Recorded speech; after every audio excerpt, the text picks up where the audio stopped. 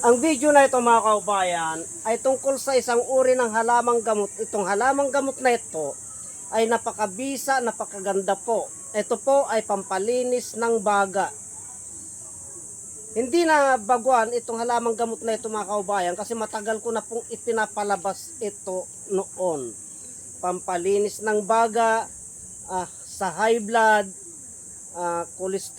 kolesterol, mga kaubayan. At pwedeng gawing vitamins ito, vitamin C. Itong halamang gamot na ito, ay ito po yan mga kaubayan, no? Alokbate, ang tataba. Yan o, tignan po natin ang tataba. Yan po. Ang proseso po ng paggamit nito, itong alokbate na ito, ay linalaga lamang po ito mga kaubayan. Katulad nito, nanguha po ako ang dami. Ilalaga ko lamang po yan at gagawin ko pong salad dito. At ang gagamot doon mga kaubayan, yung pinaglagaan ng talbos ng alokbate, yung tubig niya po, yung sabaw niya po, ay yun po ang gagamot doon. Iinumin po yun. Kasi po, nandun na po sa katas ng alokbate. Nasasabaw na po ang bisa niyan mga kaubayan. Dahil yung luto na po na alokbate ay mahina na po ang bisa nun. Kasi po, luto na po yun. Kaya nandun na po sa tubig yung kanyang bisa.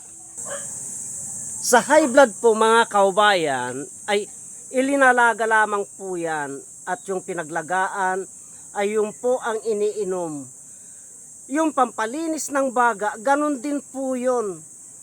Yung pampalinis ng baga, marami tayong benepisyong nakukuha dito sa alokbate. Kaya lang ipinukus ko lamang po sa pampalinis ng baga. Kasi po, pag yung isang tao ay hikain, mahirap huminga, marumi ang kanyang baga, itong pinaglagaan ng talbos ng alokbate, pag pumasok po sa loob ng katawan natin at nadaanan niya po yung baga natin na marumi, may kakayahan po siyang linisan.